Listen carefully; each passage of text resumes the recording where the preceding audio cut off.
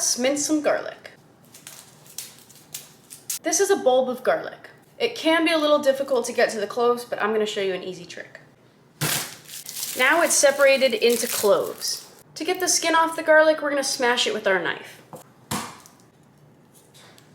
We're just going to put the garlic into a pile and slice it up as fine as you can.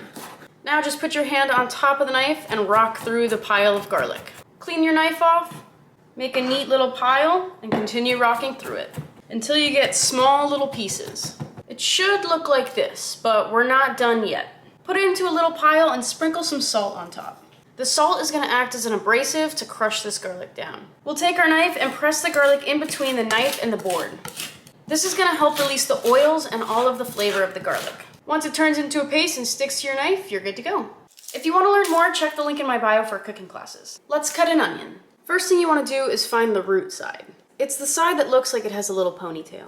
You want to cut through the root, so it should look like this. Then you want to cut off the opposite end, just about 1/4 inch. Then peel the onion.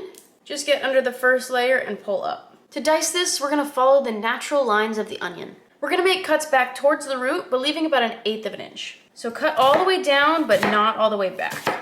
The closer these slices are together, the smaller the dice. The farther apart these slices are, the larger the dice. You'll turn your onion and make slices the opposite way, and it will come out into small dice pieces. Let's julienne an onion. First thing you want to do is find the root side. It's the side that looks like it has a little ponytail. You want to cut through the root, so it should look like this. Cut off the stem side, just about 1/4 inch, and the root side, the ponytail side.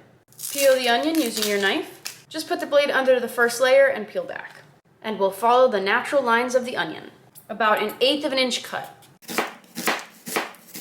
And they should look something like this. If you want to learn more, check the link in my bio for cooking classes. How to cut bell peppers. We're going to cut off the stem side and the butt side.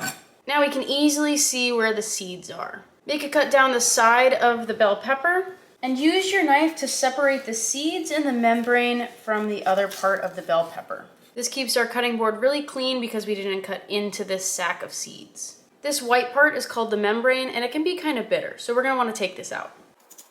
If you want to make julienne cuts, just make 1/8 inch cuts down the pepper. And if you want to make small dice pieces, just turn that stack of julienne slices and cut the opposite way. Here we go. We did cut these pieces off, but I hate waste, so we're still going to use them. Just pop out the stem and cut these into small dice pieces. They're not going to be perfect, but it's better than wasting food. If you want to learn more, check the link in my bio for cooking classes. How to cut celery. Celery tends to have a lot of dirt at the base of the stalk, so we want to make sure we wash this really well. You're going to cut off a little bit from the base and the tiniest little bit from the top. You can see that the celery flares out towards the base. And the whole point of knife cuts are to create even cuts. I'm going to do a small dice, so I'm going to cut this down the center. But right where it starts to flare, I'm going to segment this into 3 pieces. So this way, when we work down the piece of celery, all the slices are going to come out the same size. You can see that the base pieces are about the same size as the rest of the stalk. If you want to learn more, check the link in my bio for cooking classes. How to cut romaine lettuce. You're going to quarter this lengthwise, cutting back towards the root. Cut it in half, flip it 90 degrees, and cut it in half again. Then make slices, and it should come out into bite-sized pieces. Now we're going to need to wash this. My favorite thing to use is a salad spinner. I just rinsed off this lettuce, and now we're going to send it for a ride. Look, there's little breaks here. We have our dry, crispy romaine lettuce and all of the water that came off of it. If you want to learn more, check the link in my bio for cooking classes. How to cut up iceberg lettuce. To get this root off, we're just going to slam it on the table. Take your hand in there and rip it out. It should come right out. Take off some of the outer leaves. I'll show you 2 ways to cut it. If you're cutting this for a salad, just make large 1-inch slices down the lettuce. Turn it and make 1-inch slices the other way. And it will come out into bite-sized pieces. And if you need to shred this for maybe tacos, just make thin slices. And that's your shredded lettuce. If you want to learn more, check the link in my bio for cooking classes. How to maintain your cast iron pans. I just cooked with my cast iron pan and I'm gonna show you how to clean it. Just get a paper towel and take out any grease or debris.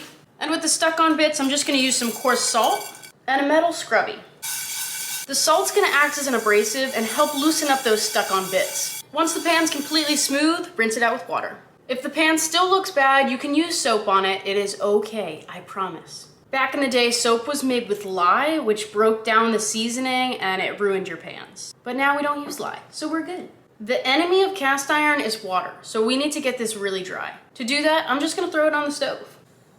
Just heat the pan until there's no more water left on it. Now, once your pan is completely dry, we're gonna put some oil in it. Just an oil with a high smoke point. So we'll take some vegetable oil and coat the pan with it, just in a super thin layer. Throw it back on the heat, just for about 3 minutes. Give it one last wipe down, and it's good as new. If you wanna learn more, check the link in my bio for cooking classes. How to saute like a pro. I would first suggest practicing this without hot food. You could use dried beans or dried pasta, but today I'm using peanut butter pretzels. On a saute pan, there are no harsh edges. This edge is curved, which allows you to flip the food back into the pan. So what you're gonna do is angle down the pan and flick back, flipping your wrist just like this.